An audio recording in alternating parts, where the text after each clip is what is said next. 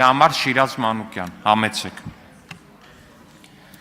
Տիկին Հովսեփյան, մենք բազմիցս իշխանության կողմից անընդհատ խոսույթում հիշատակվում է եվրոպական արժեքներ, եվրոպական ինստիտուտների դերի կարևորում, միևնույն ժամանակ այդ ամեն ինչին զուգահեռաբար տեսնում ենք քաղաքական բռնաճնշումներ, սեփականության խլման process, քաղաքական բանտարկյալների թվի աճ։ Ես ուզում եմ, որ մեր հասարակությունը ճիշտ ընկալի իրականում եվրոպական արժեքները ինչի մասին են, որովհետև եթե դրա մասին բարձրաձայն խոսում են, ես ուզում եմ նաև մեջբերում անել 2026 թվականի Videm ինստիտուտի հեղինակների զեկույցից այն հատվածը, Videm ինստիտուտի, շվեդական Videm ինստիտուտի հեղինակների զեկույցի այն հատվածը, թե ինչի ասում Հայաստանի մասով։ Նիկոլ Փաշինյանի կառավարությունը դիմեց անձնակենտրոն կառավարման ոճին, սահմանափակելով խոսքի ազատությունը, քաղաքացիական հասարակության տարածքը եւ քաղաքացիական ազատությունը։ Ատելության խոսքի, ապատեղեկատվության եւ բևեռացվող տարածումը նպաստում է ժողովրդավարացման անկմանը։ Ես ուզում եմ, որ մեր հասարակությունը ճիշտ ընկալի, թե ինչ է եվրոպական արժեքները։ Խնդրում եմ այս հարցին անդրադառնալ։ Բայց մի վարքյան Տիկին Հովսեփյան, հարգելի գործընկերներ, ես արդեն 5 անգամ խնդրեցի լռել եւ չխանգարել նիստի ընթացքը։ Խնդրեմ, պատասխանեք։ Տեսեք, այո, կան այնպիսի պատկերացումներ, սուբյեկտիվ, օբյեկտիվ պատկերացումներ արժեքների առհասարակ, համամարտկային արժեքների մասին, կան տարանջատվում է որոշակիորեն նաև եվրոպական արժեքներ պատումներով տարածվող խոսույթը, եւ ձեր նշած օրինակները, ինչի որ արդարացիորեն նշել եք, միանշանակ չեն նպաստում եվրոպական արժեքների տարածմանը, բայց ես ստեղ ավելի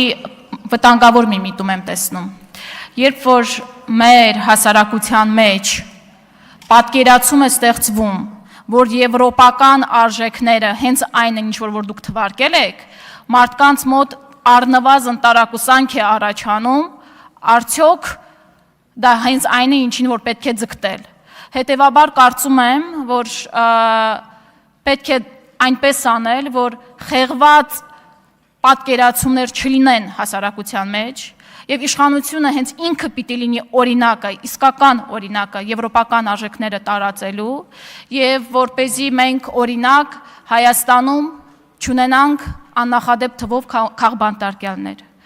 Չունենանք այնպիսի մի պատկեր, որ ատելության խոսքը հասնում է ռեկորդային մակարդակների։ Չունենանք այնպիսի պառակտում, որը որ այսօր ունենք։ Իրականում պառակտման մասին շատ կուզենայի ավելի ծավալվել, եթե հնարավորություն լինի դրա մասին ավելի մանրամասն կխոսեմ, որպեսզի մենք չունենանք այնպիսի պատկեր, որ մեկ ընտանիքում քաղաքական հայացքների պատճառով տեղի են ունենում վիճաբանություններ, բաժանումներ, այդ պառակտումը ատոմային մակարդակի է հասել այսօր Հայաստանում, որ այս բևեռացումը հասցնում է բազմաթիվ խնդիրների, եւ ես իսկապես կցանկանայի, որ որդեգրվի այնպիսի քաղաքականություն, որ իրապես եվրոպական արժեքները տեղ գտնեն հասարակության մեջ, այնպես, ինչպես որ մենք դա պատկերացնում ենք, եւ այնպես, ինչպես որ դրանք իրապես կան։ Շնորհակալ եմ։ Արձագանք։ Այ ավելի կոնկրետ անդրադարձը ուզում եմ հետեւյալին մոտենալ, որ ինչպես է գնահատում նաեւ ավելի կոնկրետ իրենց այսօրվա իշխանության քաղաքական վարքագիծը,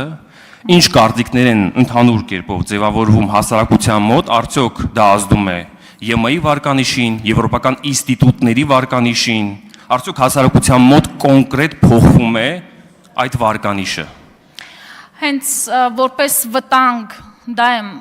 փորձել ներկայացնել, որ ավելի մեծ ռիսկ եմ պատկերացնում այն, որ մարդկանց մոտ պատկերացումները եվրոպական ինստիտուտների նրանց նկատմամբ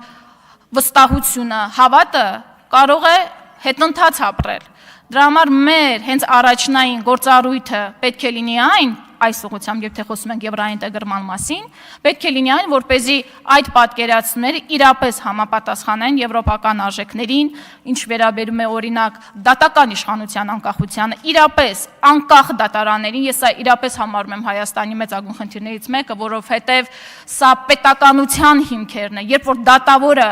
անկախ չէ իր որոշումները կայացնելիս, եթե նա առաջնորդվում է այս կամ այն քաղաքական ուժի կամ այս կամ այն քաղաքական գործչի հրամաններով, երբ որ նա վախ է զգում իր որոշումները կայացնելիս, նա չի կարող լինել արդար։ Սա կարևորագույն խնդիրներից եմ համարում եւ համարում եմ, որ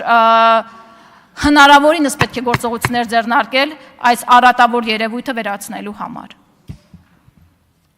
Հարգելի գործընկերներ, ելույթ ունեցողի հարցին պատասխանողի ձայնը չի լսվում։ Հռիփսիմե